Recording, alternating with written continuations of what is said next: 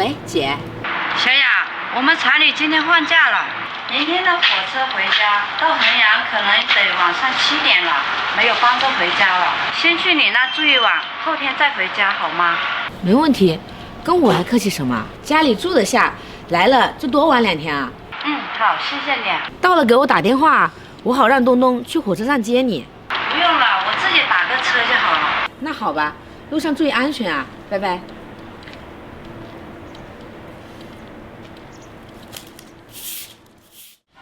老婆，我回来了。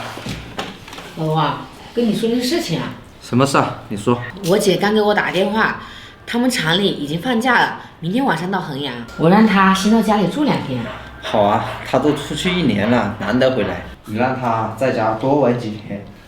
对了，我明天要出差，就不能陪他了。你跟我向他好好解释解释，等过年了，我们回你家再好好聚聚。好的，工作要紧，他能理解的。那我先去做饭了，你先歇会儿。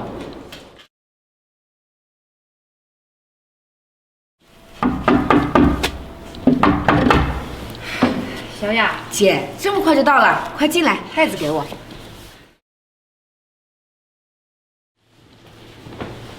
小雅，妹夫呢？他出差了，要过几天才能回来。不管他，你坐车累了吧？饿不饿？你先坐会儿，我去给你做好吃的。好。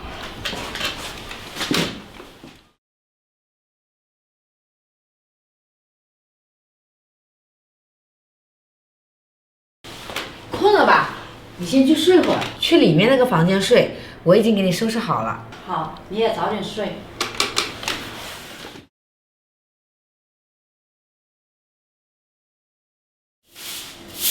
小雅，我回去了。你姐夫都打了好几个电话催我回去了。那好吧，你到村口打个的回去，现在班车很多人，难挤。好，到家了给我打个电话。好，我知道了。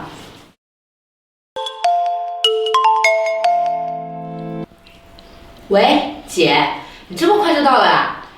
到了。小雅，我跟你说件事哦，我在你家这几天，我发现你家冰箱下面有动静。你说什么啊？你别吓唬我，我平时在家也没发现有什么动静啊。你不信就去看看吧。啊？那我一会儿进去看看吧，挂了啊。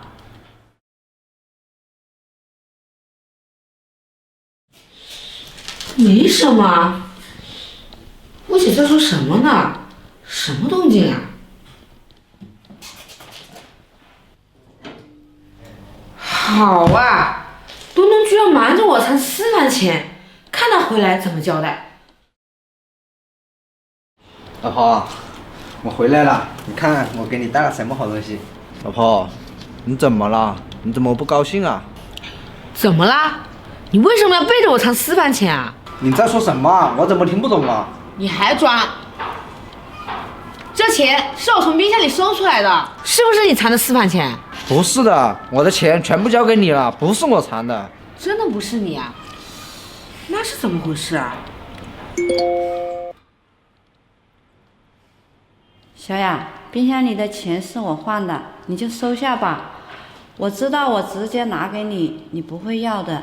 这几年你时常接济我孩子上学，给他们买好吃的好穿的，我都记在心里。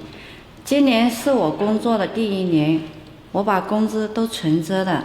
给你的这些钱，我本来想给你买礼物，但又怕选不好你不喜欢，就直接把钱藏在冰箱里。我这个姐姐啊，还给我来这一出，害得我差点误会你。老婆，这钱啊，过年回去的时候还是还给你姐姐吧。不用了，我姐姐那人我了解，我不拿着她会不高兴的，我给她存着吧，以后她要是用钱的话，我再给她。好。谁啊？到了，这就是我家。啊，这就是你家？走，我们进去看看。算了算了，就在这门口说吧。没事没事，进去说吧。算了，就在这说吧。在门口说啊？那也行，在门口说也行。东东，你说我们俩交往有1个多星期了吧？那我这条件没人都跟你说过吧？还有我有什么要求你都知道吧？说过了。那个我的要求也不高，只要你有那个一动合不动，我就可以和你结婚。这些我都有啊。哪有？这不就是个破房子吗？啊，这房子不动的呀。还有一栋我也有啊，不就是11路车吗？都是我的。你这，我说的一动和不动是汽车和楼房。算了，告辞，我们不合适。哎，那些以后都会有的。怎么现在这女的都这个样子啊？太现实了，这怎么办啊？这哪行啊？介绍一个还一个，这都还了10几个了，不行，我得想个办法。哎，有了。这就行了。喂，姐啊，你给我介绍的那个小雅，她走了。你想个办法把她叫到我这来，就说她要求的那些条件我都能满足了。行，那你明天一定把她叫过来啊，我在家等着呢。好好。这回能成了。小雅，你走快点啊！姐，我不去。小雅，这次姐都帮你打听好了，这小子把你想要的东西都准备好了，肯定让你满意。快点，快点！哎呦，无趣姐，你放开无趣。哎，东娜，我把我妹妹领过来了，交给你了，那我就先走了。谢谢姐。小雅，行了，说吧，我姐说了，你一定要让我过来。什么事啊？赶紧说。我就是想问一下，我们俩的事能不能再商量商量？我们不合适。为什么？我说的一动和不动，你有吗你？我不是跟你说了吗？这些将来都会有的。将来？以后什么时候能有啊？以后？哎呀，你看，你过来看看，你看看。啊？这是什么意思啊？哎呀，这明显要动迁啊！真的呀？你自己看啊！而且我跟你说啊，不光这房子要拆，看到这片地没有，都被征收了。那征收之后能赔多少钱啊？30万？300万。300万？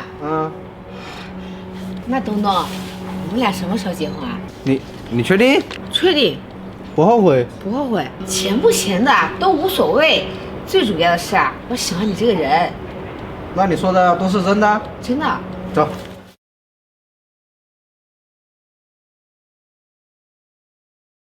东东，你出来！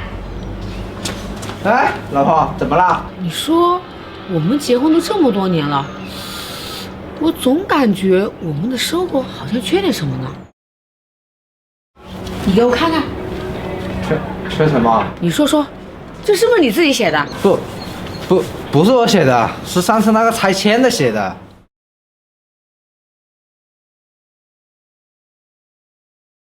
你还敢说不是？哎呀，你这个骗子！